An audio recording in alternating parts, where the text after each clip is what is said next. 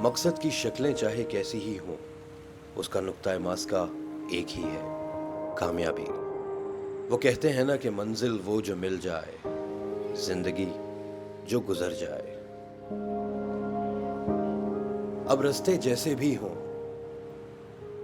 अनजाने दुखों और अजनबी खुशियों को दोस्त कर ही देते हैं, पर सांसों की डोर में गुंधे रिवायात के बीच सांस भी तो लेते रहते हैं। जंगल उगते रहते हैं, मुसाफिर चलते रहते हैं। सफर क्या है जो हमें ये बता सके कि हम कौन थे, और ये भी कि हम क्या बनने जा रहे हैं।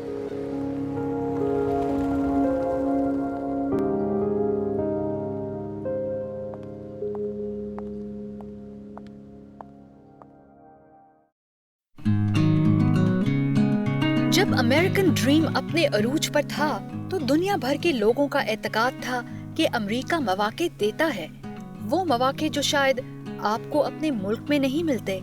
जात पात की बंदिशों से आजाद, ज़हनी आजादी और मेहनत की अजमत को तस्लीम करने वाला अमेरिका ख्वाबों की दुनिया माना जाता था। मैं यहाँ ये जानने आई हूँ कि क्या इस अमेरिकन ड्रीम की रूह आज भी जिंदा है? क्या अमेरिकन ड्रीम पर यकीन रखने वाले वो बेशुमार पाकिस्तानी जो पिछली कई दिहाइयों में अपने मकासद के हुसूल के लिए यहाँ आकर बस गए, उनके लिए ये सफर शुरू करना और अपनी मंजिल तक पहुँचना कितना आसान या कितना मुश्किल था?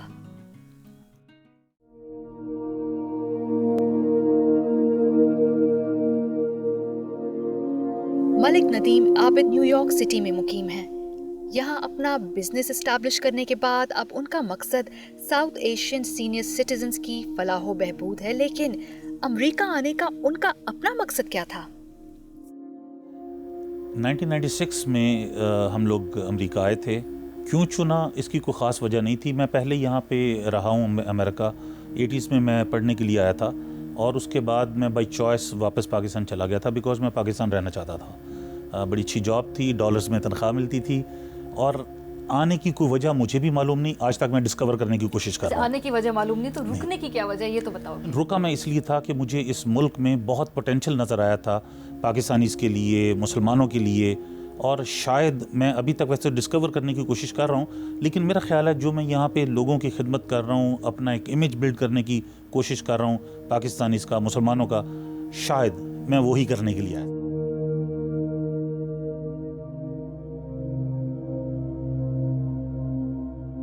अमेरिका में एक कामयाब जिंदगी गुजारने की बेहतरीन मिसाल सिद्दीक शेख वॉशिंगटन डीसी में अपने ज़ाती बिजनेसेस के साथ साथ पाकिस्तान अमेरिकन बिजनेस एसोसिएशन भी चला रहे हैं।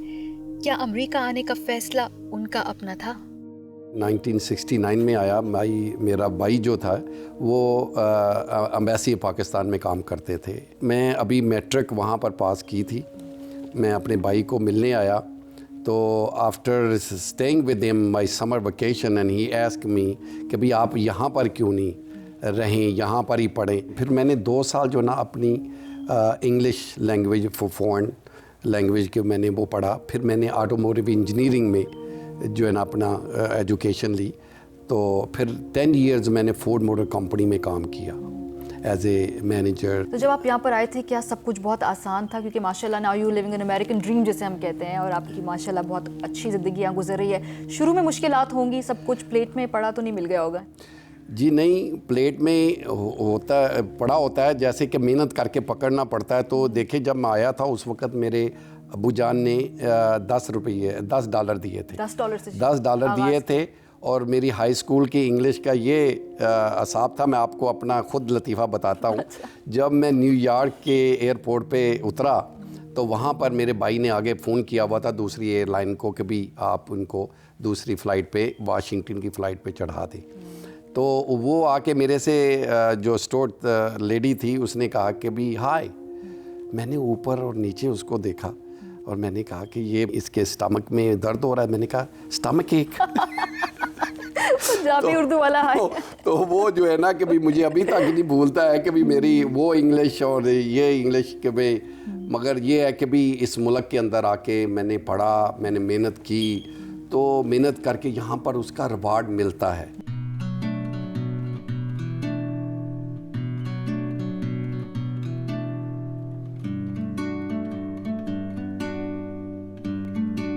सिद्दीक शेख ने 3 दिहाइयों कबल अमेरिका में जो सफ़र तालीम से शुरू किया, खलफान ने भी अमेरिका में वही सफ़र तालीम ही से चंद साल पहले शुरू किया।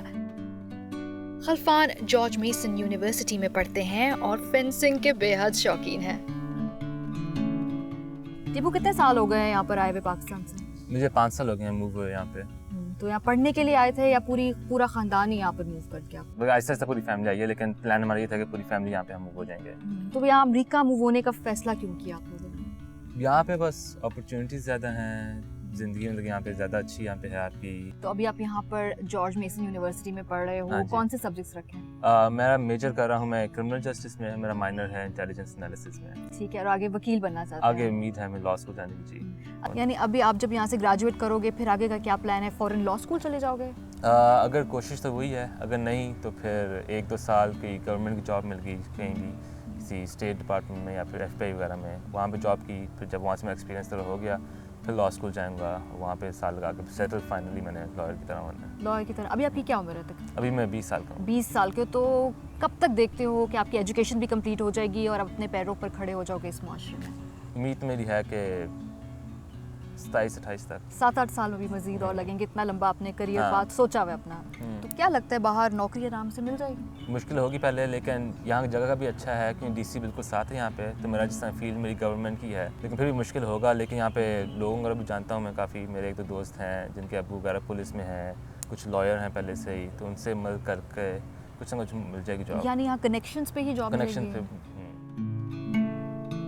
डिस्ट्रिक्ट ऑफ कोलंबिया और आम जुबान में द DC या वाशिंगटन DC अमेरिका का दारुल खिलाफा है।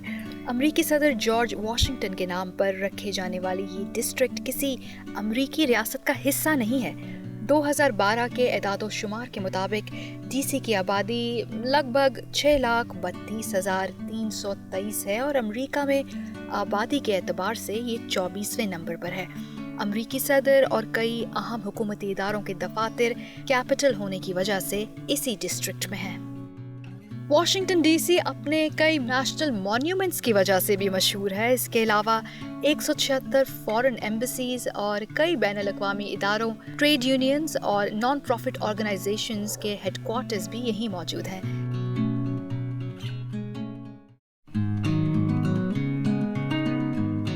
अमेरिका में मुझे ये जानकर बड़ी हैरत हुई कि यहाँ एक और लाहौर है जो पाकिस्तान से हजारों मील दूर और DC से चंद घंटे की मुसाफत पर है। और इस लाहौर को लाहौर बनाने का जुनून है international award winner Hollywood actor Noor नगमी का, जो 1972 से अमेरिका में मुकीम है।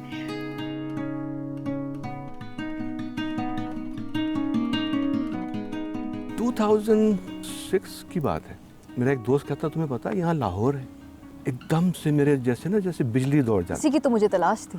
अच्छा, तो उस ज़माने में गूगल था नहीं, तो मैंने फ़ौरन गूगल पे जाके अंकल साहब से कहा कि भाई लाहौर कहाँ, तो उन्होंने नक्शा दे दिया और मैं उसी वक्त यहाँ पहुँचा हूँ।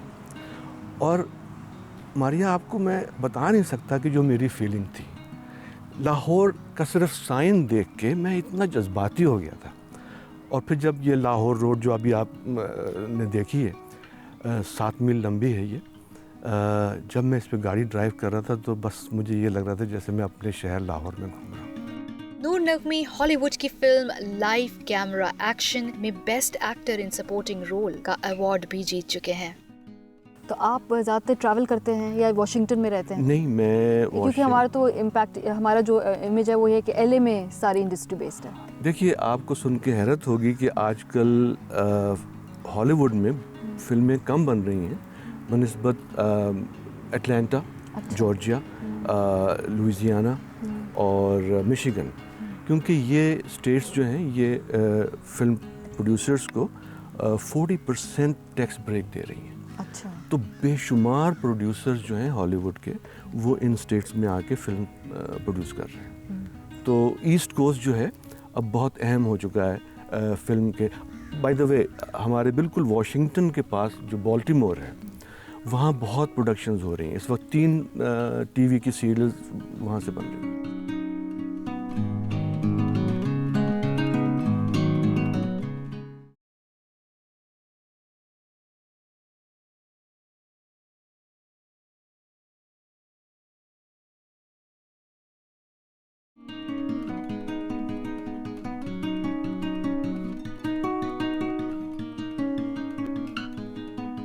फहद ने पाकिस्तान में 10 साल मेहनत के बाद इवेंट मैनेजमेंट का करियर एस्टैब्लिश किया, लेकिन जब वो वहाँ एस्टैब्लिश थे तो अमेरिका आने की वजह क्या बनी?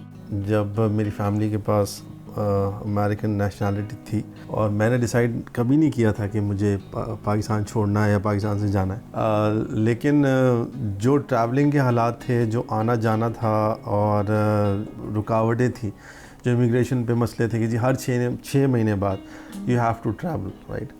तो इनिशियली मैंने कहा कि ठीक है, मैं 3 साल जो 30 महीने होते हैं मैं जाता हूँ वहाँ पे, रहता हूँ वहाँ पे और उसके बाद वापस आ जाऊँगा। और तो वो बिज़नेस ख़त्म नहीं हुआ था। During this the last 3 years deteriorate हो रही हैं चीज़ें और इसीलिए अब शायद हिम्मत नहीं हो रही वापस जाने की है, व्हाटएवर जिस तरह कह लें आप।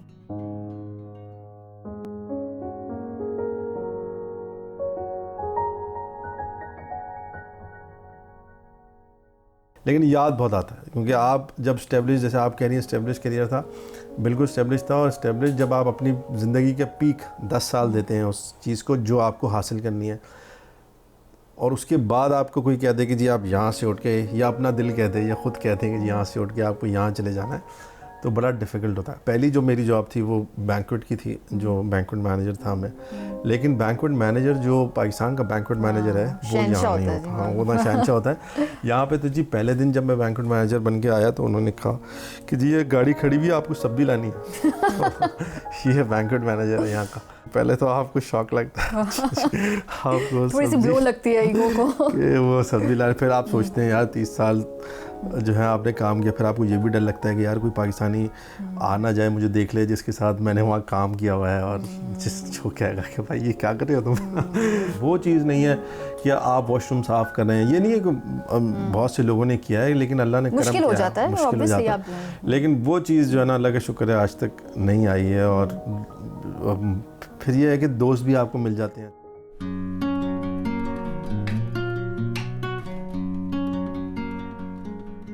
ब्रुकलिन न्यूयॉर्क के जनूबी हिस्से में वाक़े कॉनी आइलैंड 1960 से 1980 के दौरान अपनी लो कॉस्ट ऑफ लिविंग की वजह से खुसूसन दुनिया भर से आने वाले इमिग्रेंट्स की तवज्जो का मरकज बना रहा। कॉनी आइलैंड में मौजूद एक नेबरहुड लिटिल पाकिस्तान के बारे में सुना तो बहुत था, लेकिन समझ यहाँ आकर आई और कराची की यादें ताज़ा हो गईं। कॉनी आइलैंड न्यूयॉर्क सिटी का वो इलाका है जहाँ पाकिस्तानी सबसे ज्यादा तादाद में आबाद हैं। इसी कॉनी आइलैंड में बाज़ा रूही एक कामयाब टैक्स प्रैक्टिशनर और समाजी कारकुन के तौर पर जिंदगी गुजार रही हैं, लेकिन यहाँ तक का सफ़र उनके लिए इतना आसान नहीं था। जब यहाँ पे स्टूडेंट थी तो मैंने तभी अपनी प्रैक्टिस भी शुरू कर दी थी, लेकिन साथ साथ जॉब भी करनी पड़ी क्योंकि ज़ाहिर बात है कॉलेज की फ़ीस भी देनी थी, पढ़ना भी था। तो यकीन करें मारिए कि मेरे पास सम टाइम 2 या 3 घंटे की सिर्फ नींद होती थी। घर पे मैं सर से रात काम करती थी, जॉब करती थी, और जब मैं ट्रेन में घर जा रही होती थी तो कई दफ़ा सोए सोए कहीं की कहीं पहुंची होती थी। जैसे ट्रेन में बैठती थी ज़रा सुकून मिलता था, सो जाती थी, और मेरी जो ट्रेन में मेरी नींद पूरी होती थी। और बहुत बहुत टफ़ टाइम मैंने देखा है। ये जिस मुकाम पे अल्लाह ताला ने मुझे पहुंचाया है ऑफ कोर्स उसकी रहमत है, लेकिन मैंने मेहनत भी बहुत की है। दूसरे लफ्ज़ों में वो कहते हैं ना, धिक्के भी बहुत खाए हैं। तो हालात कब बदले? वो कौन सा टर्निंग पॉइंट ऐसा था जब आपको लगा कि अब जो है ना मैं बिल्कुल सही डायरेक्शन में जा रही हूँ? उसमें मैं समझती हूँ कि मेरे जो पाकिस्तानी क्लाइंट्स हैं इनका बड़ा हाथ है, क्योंकि जब मैं स्टूडेंट थी मेरे पास यहाँ का लाइसेंस भी नहीं था, और उस वक्त वो लोग मेरे पे भरोसा करते हुए मुझसे टैक्स बनवाने आते थे। अक्सर आके पूछते थे जी बीबी जान से मिलना है, मैं कहती जी फरमाइए, नहीं जी उन्हीं से मिलना है। वो समझते नहीं थे कि इतनी यंग सी लड़की जो है ये प्रैक्टिस कर रही है। तो वो लोगों ने ये करना कि फिर एक दूसरे को बताना कि जी वहाँ जाए। मैंने काफ़ी अपनी प्राइस कम रखी हुई थी, घर से भी प्रैक्टिस करती थी। फिर ऑफिस का किसी ऑफिस में एक टेबल लिया, और अब मेरे पास बहुत सारे जो हैं वो मेरे पुराने क्लाइंट जो आज से 14-15 साल पहले से मेरे साथ थे, वो अभी तक मेरे साथ चलते आ रहे हैं। और मुझे बड़ा फ़ख्र होता है जब वो कहते हैं ना कि जी आपके घर आते थे, लिविंग रूम में आप टैक्स करती थी, तो आप पतीली में चाय बना के हमें पिलाती थी, तो बड़ा अच्छा लगता है।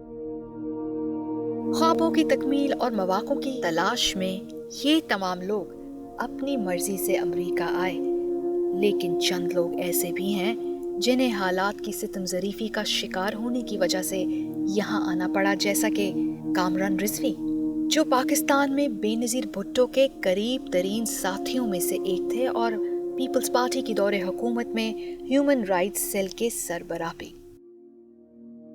इंसानी हुकूक के अलमबरदार कामरान रिजवी का मुश्किल तरीन दौर उस वक्त शुरू हुआ जब 2000 में एक ब्लास्फेमी केस में इंसानी हुकूक की बुनियाद पर इन्वॉल्वमेंट की वजह से उनको जान की धमकियां मिली, मुल्क छोड़ना पड़ा और फिर वो अमेरिका के होकर ही रह गए। ये हिजरत उनके लिए कितनी मुश्किल थी? ओहो, बहुत ज़्यादा शदीद तकलीफ दे सूरत हाल, शदीद तरीन। न्यूयॉर्क लैंड किया, फिर एक दोस्त के घर में रहे, क्योंकि लीगल नहीं थे, नहीं विजिटिंग वीज़ा पे थे, तो आपको जॉब और जॉब भी मिल सकती थी उस वक्त। जो पैसे थे पास वो ख़त्म होना शुरू हुए, डिप्रेशन बढ़ने लगा। मिसिस का डिप्रेशन ख़ास तौर से ज़्यादा बढ़ने लगा। वो यूनिवर्सिटी की जॉब छोड़ के आई थी, वो किस मुसीबत में यहाँ फंस गई। वही जैसे फिर यहाँ होता है, किसी ने कहा यार इस गैस स्टेशन पे जॉब कर लो, इस पे कर लो, उस पे कर लो, कहीं तो वक्त गुजारो था। बस फिर ऐसी गैस स्टेशन पे जॉब करते रहे। घर के पास ही एक था, और रो रहे हैं, ये नहीं था कि खुश हो रहे हैं, मतलब आंसुओं से रोता था कि अरे ये क्या मुसीबत है, किस दुनिया में आ गया मैं। और काफ़ी दिन काम किया उस पर।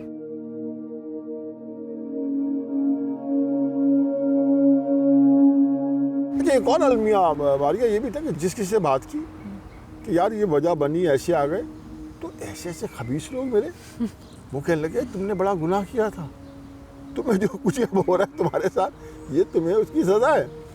फिर मामला बड़े ख़राब हुए, नहीं फिर समझ में नहीं आ रहा था कि किस तरीके से, नहीं तो वही बात है कि वो जो गैस स्टेशन एक ऐसी चली कि वो एक और हैस का गैस स्टेशन है, बड़ा अच्छा, हमारे घर के नज़दीक था। वहाँ मैं वहीं के बाद जानने वाले था, उसने कहा तो मेरे पास जॉब कर लो जब तक मामला समझ। मैंने उसके पास कैशियर जॉब कर ली, चलो भी, मगर उसने कहा कि तुम कैशियर सूट नहीं करते हो, मेरा ख्याल है तुम्हें आगे बढ़ना चाहिए। मैंने कहा मुनासिब हो तो कोई देख लेना। उसने रिकमेंड किया कि जी इनको असिस्टेंट मैनेजर मैं रिकमेंड करता हूँ, और बात आगे चलाई। वो मेरा डिस्ट्रिक्ट मैनेजर ने इंटरव्यू किया, उसने कहा नहीं तुम मैनेजर बन जाओ। मैंने कहा मुझे मैनेजर बना दो, थोड़ी तनख्वाह बढ़ा दी, कुछ अलाउंसेस, कुछ बोनस वगैरह। तो अब मुझे कई साल हो गए ऐसे मैनेजर, स्टेशन है मेरे पास, वो मैं चला रहा हूँ। अब पैसों के मामला में तो वो नहीं सूरत आ रही। नसीम को जॉब मिल गई, 4-5 साल से ये जॉब कर रहे हैं, हम दोनों ही हैं, बेटी है, अब माशाल्लाह घर भी हम अफोर्ड कर ही रहे हैं आराम से, और वो मामला नहीं रहे जो कभी पहले थे। लेकिन एक पुल है जो वापस मुल्क की तरफ से आपको बार बार सोचते हैं कि अब वापस जाएं। शदीद, वो हल्का नहीं है, वो बहुत शदीद उसमें वो मैग्नेट है।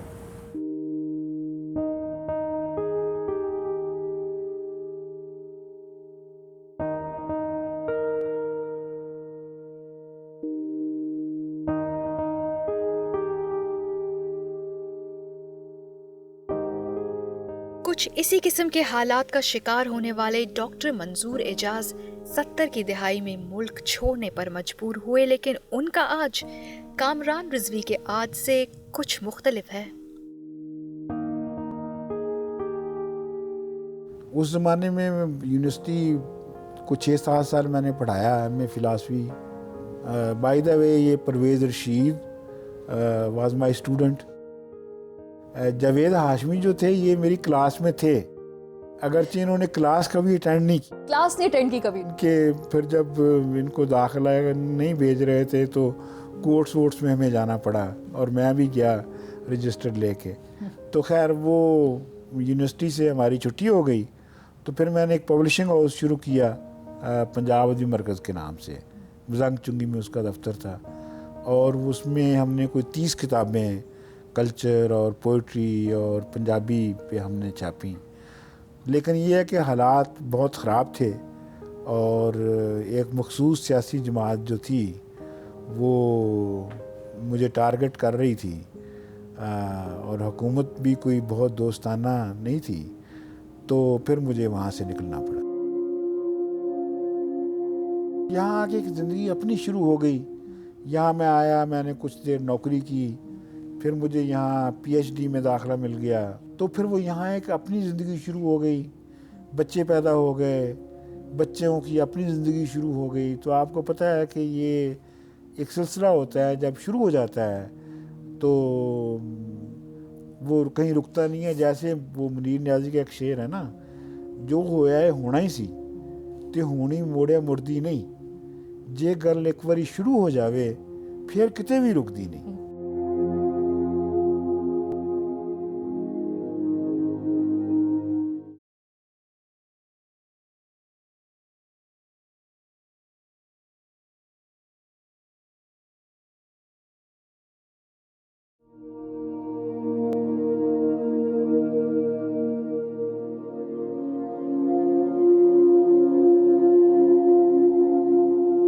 साल पहले ऐसे क्या हालात थे जिन्होंने अटक पाकिस्तान से ताल्लुक रखने वाले अनवर ताज को अमेरिका मुंतकिल होने पर मजबूर किया?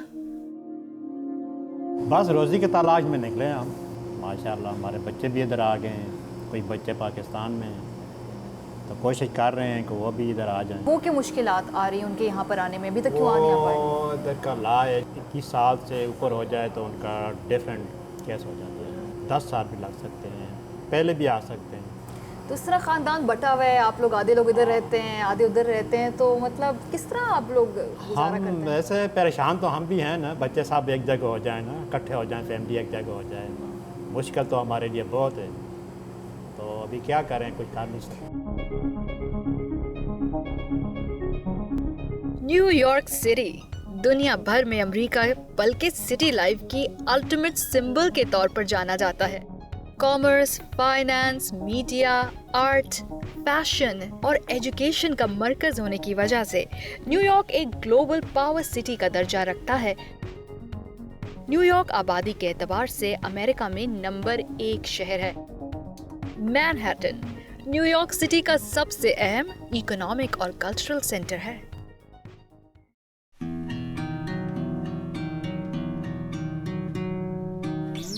मैनहट्टन में साउथ एशियन और बिलखुसूस पाकिस्तानी टैक्सी ड्राइवर्स को जब पाकिस्तानी चटपटे खाने की तलब होती है तो उनकी मंजिल होती है हांडी रेस्टोरेंट।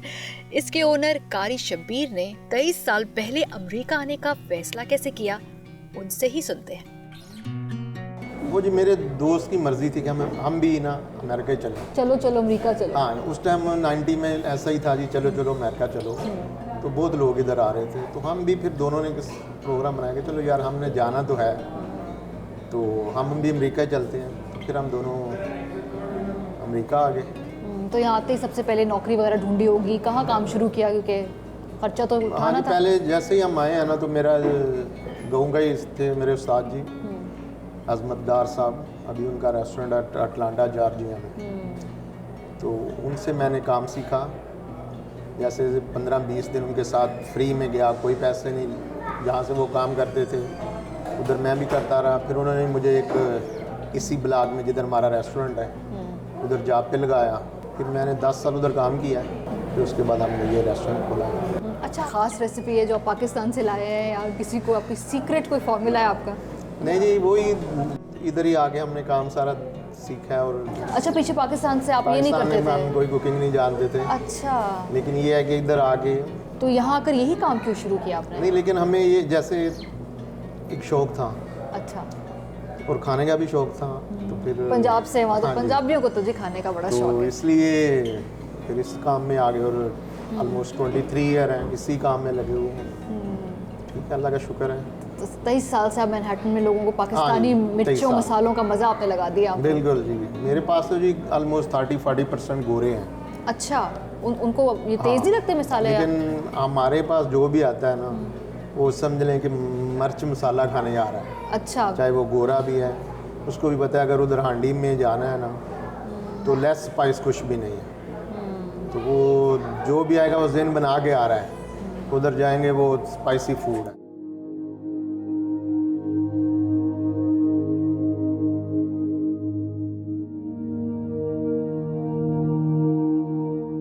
मैनहट्टन के एक तरफ जहां कारी शब्बीर पाकिस्तानियों की भूख और प्यास बुझाने का बंदोबस्त करते हैं, उसी मैनहट्टन की दूसरी जानिब है एक और पाकिस्तानी मुमताज़ हुसैन, जिनको 1988 में उनका जुनून अमेरिका ले आया।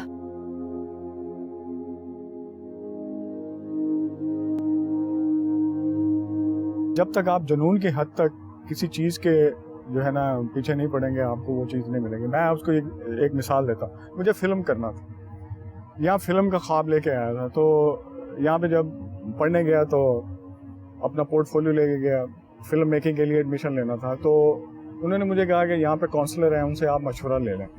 यहाँ पे एजुकेशन एज ए जो है ना इंडस्ट्री है, आपको वो सब्जेक्ट बेचे जाते हैं जिनमें ज़्यादा लोग नहीं होते।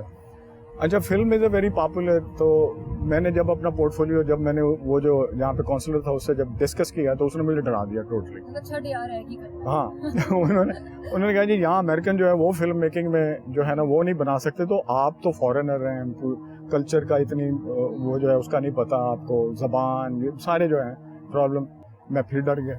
अब मैंने पहले ही जो है ना I studied graphic design national college of arts में, आगे फिर मैंने ग्राफिक डिज़ाइन कर लिया। उसका बाद में मुझे फ़ायदा तो हुआ। मैंने I worked as an art director Calvin Klein और पोलो रॉल्फ लोरेन में मैं चला गया। लेकिन जो मैं ख्वाब लेके आया था वो अभी मेरे पूरे नहीं हुए थे। मेरा स्टूडियो बहुत अच्छा रन कर रहा था।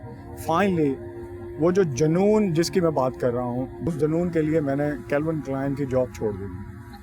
मेरे पास थोड़े से पैसे जमा हो चुके थे और मैंने I decided to leave Calvin Klein और मुझे अपने ख्वाब पूरे करने थे and start studying film making.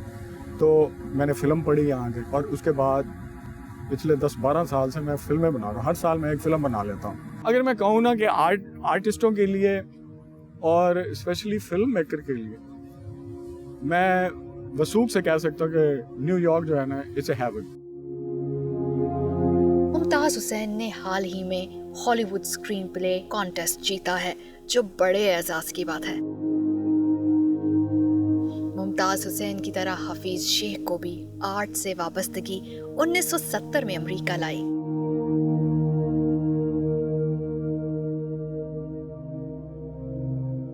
मेरा मूड था मास्टर्स करने का फाइन आर्ट्स में ना, तो मैंने वहाँ से किया था BFA graduate school of art से। तो उसके बाद मेरा इरादा था कि यहाँ पर आके ना मास्टर्स करूँ, तो उसके लिए मैं आया था यहाँ पर। तो 4 साल पे मैंने मास्टर्स नहीं किया, मैंने फिर ग्राफिक्स में किया 4 इयर्स ना। तो उसके बाद फिर शादी हो गई। फिर शादी बहुत बड़ा मोटिवेटिंग फैक्टर था यहाँ। शादी नहीं था, शादी तो अरेंज मैरिज थी, फैमिली ने की थी। मगर अच्छा लगा यहाँ पर, यहाँ की जो आप ये कह लें जो आज़ादी है, जो आर्ट की मूवमेंट्स हैं, जो मैंने सीखा आर्ट स्कूल में जाके, स्किल के और आर्ट के दरमियान का जो फ़र्क था वो समझ आया। तो वो सब चीज़ें जो थी उन्होंने भी मुझे रोका यहाँ पर ना।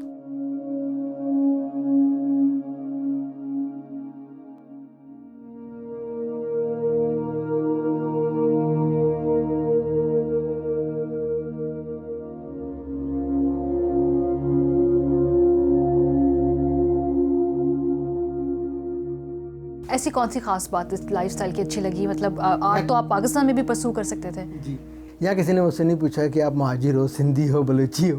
तो ये मुझे बड़ी अच्छी लगी बात है। किसी ने आज तक नहीं कहा कि आप कौन हो, अगर आप जिस तरह वो हैं उसी तरह मैं भी हूँ। तो कभी मुझे वो फ़र्क नज़र नहीं आया जो मुझे पाकिस्तान में महसूस होता था। उस्ताद दिलशाद एक सीजन्ड म्यूजिशियन है जो अपने करियर के दौरान कई अवार्ड्स जीत चुके हैं।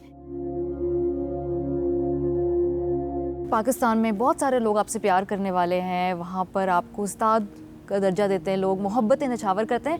इतना दूर सब कुछ छोड़ छाड़ के आप अमेरिका आ गए, यहाँ आपने रहना शुरू कर दिया। जो काम पाकिस्तान में 1 साल में होता है यहाँ 1 महीने में हो जाता है, और शायद 2 वीक में हो जाता है। एक चीज़ को आपको इंट्रोड्यूस करने के लिए जितना टाइम चाहिए होता है उससे मोर लेस टाइम यहाँ आपको मिलता है और ज़्यादा अप्रिसिएशन मिलती है। तो अमरीकी समझ जाते हैं हमारे राग को, आप आहिस्ता आहिस्ता उनको सिखा रहे हैं। टू बी वेरी ऑनेस्ट, मैं नहीं, मेरे से पहले भी लोगों ने, जिसमें उस्ताद सलामत अली ख़ान साहब का नाम मैं ज़रूर लूँगा, और एक और बहुत बड़े उस्ताद थे पंडित रविशंकर, उन लोगों ने बहुत इंट्रोड्यूस किया रागों को। मगर मेरा जो इंट्रोड्यूस करना है वो डिफरेंट वे में है। उन्होंने प्योर क्लासिकल किया। मैं क्लासिकल के साथ साथ जो अमेरिका की क्लासिकल म्यूज़िक है, जैज़ और ब्लूज़, उसके साथ उसका फ्लेवर दे के उसको इंट्रोड्यूस करता हूँ।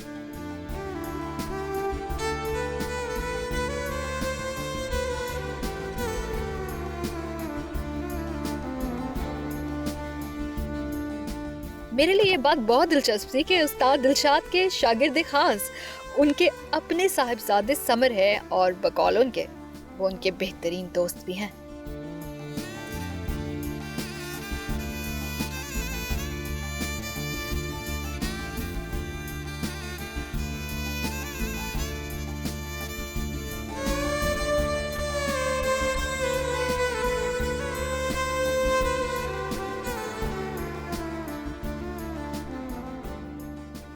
वैसा रिएक्शन तो नहीं मिलता होगा ना, ऐसे वहाँ मिलता है लोग वाह वाह कर रहे हैं? और हमारे वाह और आ करने के दो स्टाइल हैं और यहाँ का तरीका दूसरा है। हमारे यहाँ तो ये है, अगर आप कॉन्सर्ट में तो लोग साथ साथ क्लैप करते जा रहे हैं और वाह उस्ताद जी वाह बहुत अच्छे। यहाँ जब ख़त्म हो जाता है तो लोग क्लैप करते हैं और कॉन्सर्ट के बाद आपके पास आके कहते हैं you know what, you made our day.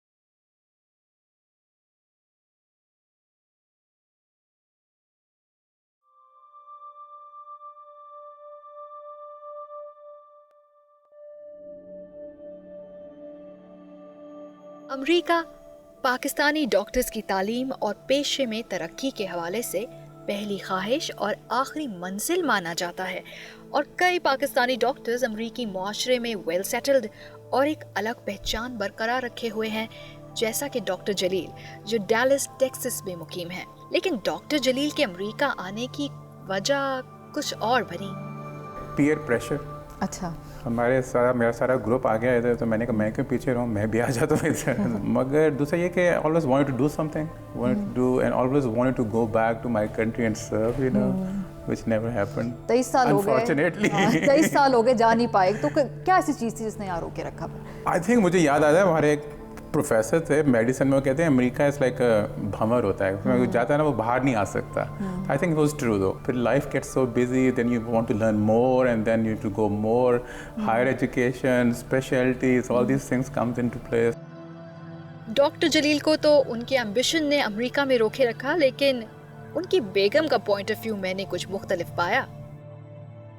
एकदम तो नहीं बंदा सेटल होता, इतनी बड़ी फैमिली से आप आओ, थोड़ा it took me few years to get used to, you know, यहाँ की जो ज़िंदगी थी, अकेले रहना, कोई फॉर डेज़ एंड डेज़ नहीं आता आपको मिलने, अनलेस कि it's a weekend you have to go somewhere, और कोई फिर आपके घर आएगा या आप कहीं जाएंगे। पीयर प्रेशर में आकर अमेरिका आने का फैसला तो कर लिया, लेकिन उस वक्त क्या पाकिस्तानी डॉक्टर्स को आसानी से वीज़ाज मिल जाते थे? I think it's a cycle. Whenever this country needs doctors, they are lenient in the consulates. मुझे तो याद है फर्स्ट टाइम मुझे वीज़ा रिफ्यूज़ हुआ था कि आपके इंटेंशन है वहाँ स्टे करने की, और सेकेंड टाइम मैंने अपील की थी, उन्होंने मुझे हफ्ते बाद दोबारा बुला लिया था, okay you can go now, that's fine, you know. So मगर आजकल तो इट्स वेरी टफ। जब आप यहाँ पर आए थे तो यकीनन शुरू में स्ट्रगलिंग फेज तो होगा, यू नो, आते ही सब कुछ नहीं मिल गया, तो कौन से ऐसे चैलेंजेस थे जिसको यू नो लड़ के आप यहाँ तक पहुँचे हमसे? आई थिंक महीने की 50 से 100 एप्लीकेशन लिखनी पड़ती थी। That was the main challenge we had, you know. But then we used to go for an interview, ना अपने पास वैसे पैसे भी नहीं होते, then we have to travel all around the country to for an interview, तो उसके लिए भी चैलेंज होता है। फिर when you get into a programme then to suit you, I mean आपको अपने आप को अडेप्ट करना इनके लिए, इनकी एजुकेशन जो हमें बिल्कुल, to be very frank, after 5 years of medical education when I start taking those exams for this country, I thought मेरे 5 साल मैंने शायद कुछ पढ़ा ही नहीं है, ये जो चीज़ें ये तो हमें 5 साल में किसी ने पढ़ाया ही नहीं है।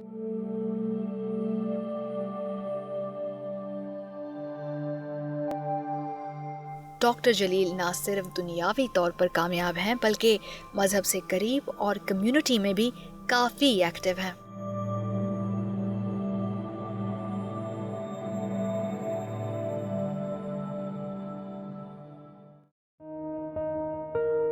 हिम्मत मर्दा मदद खुदा, इस बात की सच्चाई का अंदाजा मुझे इस पर यकीन रखने वाली शबनम से मिलकर हुआ, जो 8 साल पहले अमेरिका इलाज के लिए आई थी, लेकिन इलाज महंगा होने की वजह से पैसे कमाने की जिद्दोजहद में लग गईं और दर बदर की ठोकरें खाने के बाद आखिर एक पाकिस्तानी खातून ने उनको अपना लोहा मनवाने का मौका दे ही दिया।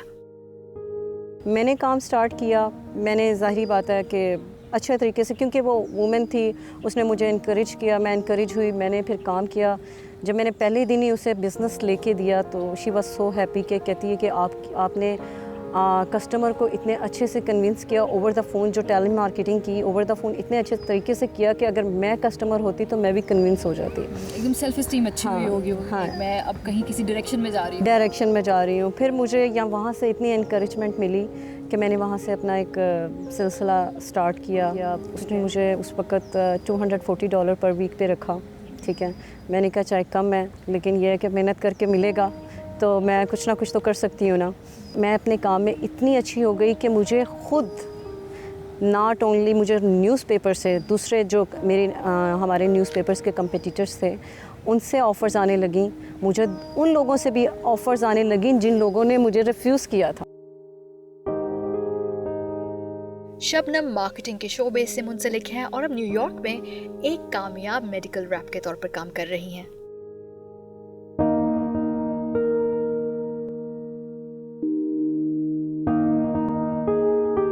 अच्छा, सोचा आपने ये था आप यहाँ पर आओगे, पैसे जमा करोगे, अपने हाथों की सर्जरी करा लोगे, तो क्या अभी इतने पैसे जमा हो चुके हैं कि हर सर्जरी कराओ? एक्चुअली मैं अपनी फैमिली को भी सपोर्ट कर रही थी। ठीक है, फिर इसके अलावा मैंने काफ़ी अपनी पढ़ाई पे भी पैसे लगाए।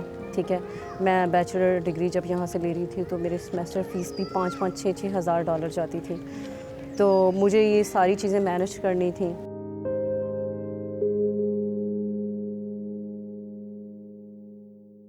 मेरी उस वक़्त हिम्मत टूटने वाली थी जब मुझे जॉब नहीं मिल रही थी। मैं 6 माह के वीज़े पे थी और मेरा वीज़ा एक्सपायर होने वाला था। ठीक है, और लाइक जब मुझे डिस्क्रिमिनेट किया जा रहा था और मुझे यहाँ पे लोग कह रहे थे कि तुम्हारा कोई फ्यूचर नहीं है, तुम वापस चली जाओ, ये वो, लेकिन मैंने यहाँ भी लोगों को ये दिखाया कि मैं कुछ कर सकती हूँ। तहमीना वर्ल्ड बैंक में काम करती हैं। अपने बच्चों के रोशन मुस्तकबिल से मुतालिक उनके मियाँ ने जो ख्वाब देखे थे, उनकी ताबीर का हसूल वो अमरीकी माशरे में रहते हुए एक निहायत प्रोग्रेसिव अंदाज से कर रही हैं। यहाँ पर मैं आई, थोड़े हालात कुछ ऐसे हो गए थे कि बहुत सारी मुझे चीज़ों को यहाँ पे सेटल करना था। माय हस्बैंड, अनफॉर्चुनेटली मेरे हस्बैंड जो है ही पास्ट अवे 2 years ago, बहुत सडनली हुआ और ज़ाहिर है हम लोग उसी वक्त हांगकांग से भी यहाँ पे मूव हो रहे थे। यहाँ का सिस्टम ऐसा है कि बहुत ज़्यादा पेपर वर्क बहुत होता है, तो उसकी वजह से कि घर को सेटल करते करते ज़ाहिर है एसेट्स थे, घर था, इन तमाम चीज़ों को, सब चीज़ों के नामों को ट्रांसफ़र कराते कराते इतना टाइम लग गया कि पता भी नहीं चलता कि 2 साल गुजर गए। इस वक्त मैं पेरिस में हूँ, लेकिन ये पेरिस फ्रांस में नहीं बल्कि अमेरिकी रियासत टेक्सास का एक छोटा सा टाउन है। कहा जाता है कि टेक्सास एक कंजर्वेटिव स्टेट है, लेकिन अजीब बात यह है कि पेरिस में पिछली 3 टर्म से मेयर मुंतखब होने वाली शख्सियत एक पाकिस्तानी है, डॉक्टर अर्जुमंद हाशमी। ना सिर्फ लोगों के दिलों का इलाज बल्कि कम्युनिटी सर्विसेज के जरिए उन्हीं लोगों के दिलों को जीतना भी जानते हैं। मेरा ख्याल ये है कि जो best form of community service है वो ये है कि आदमी पार्टिसिपेट करे लोकल गवर्नमेंट की एक्टिविटीज़ में, बिकॉज सबसे ज़्यादा एक आम आदमी की जो लाइफ इफ़ेक्ट होती है वो लोकल गवर्नमेंट से होती है। एंड आई थॉट कि हम लोग सब एज ए फिजिशियन तो सक्सेसफुल होते हैं, सारे पाकिस्तानी जो रहते हैं अमेरिका में, they most of them are very successful people, लेकिन जो चीज़ मुझे कम लगी वो ये लगी कि हम लोगों का participation in community service is not that much. और आप एक रिपब्लिकन भी हैं, आप एक रिपब्लिकन है, एक टेक्सन है, आप एक कार्डियोलॉजिस्ट भी है, आप मेयर भी है, मतलब इतने सारे हैट्स आपने पहने हुए हैं। ये कैसे जगलिंग एक्ट आप करते हैं? मुश्किल ज़रूर होता है, बिज़ी होता है मेरा, लाइफ बहुत मसरूफ़ रहती है। मैं सुबह में बहुत जल्दी उठता हूँ और रात में देर में सोता हूँ।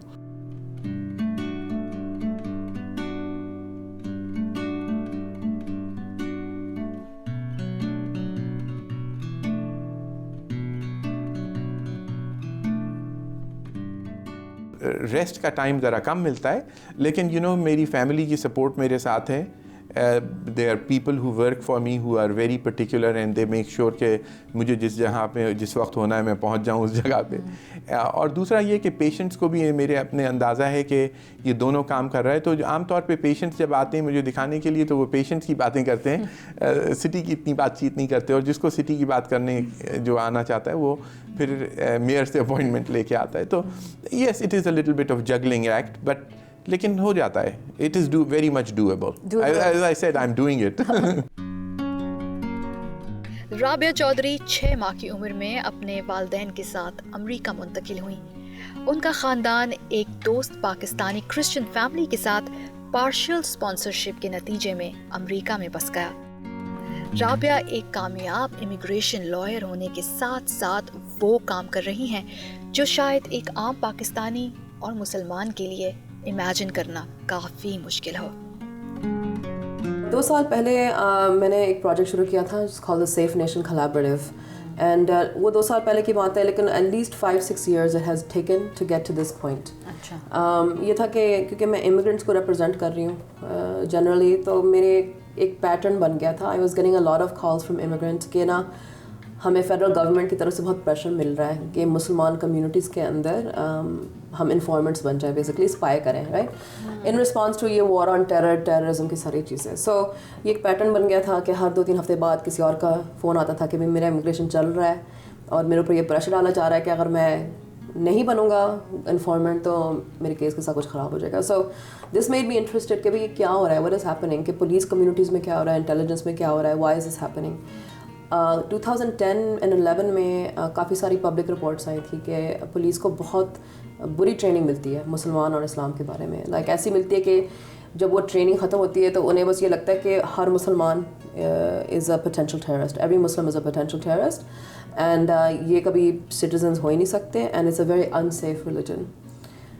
तो उस वक्त मैं कम्युनिटी में बहुत काम कर रही थी, एंड आई जस्ट रियलाइज़ कि there is no Muslim organisation that is offering trainings to law enforcement. कुछ फ़र्क आपको उनको रवैये में नज़र आता है, उनका कोई एटीट्यूड में कुछ तब्दीली देखती हैं? Yeah, the feedback is very good. Evaluations हम हमेशा कराते हैं, and the evaluations are हमेशा evaluation में आता है कि I learned things I never knew. क्योंकि even 9/11 के बाद गवर्नमेंट एंड लॉ इन्फोर्समेंट को या तो बिल्कुल कोई ट्रेनिंग नहीं मिली ऑन दिस इशू, या फिर बहुत बुरी ट्रेनिंग्स मिली है, लाइक आई सेड बिफोर। यहाँ आकर मैंने जाना कि कुछ कर गुजरने की ख्वाहिश अंधी होती है। वो ये नहीं देखती कि हालात कितने मुश्किल हैं, मुल्क अपना है या पराया। मेरी अगली मंजिल है LA और शिकागो।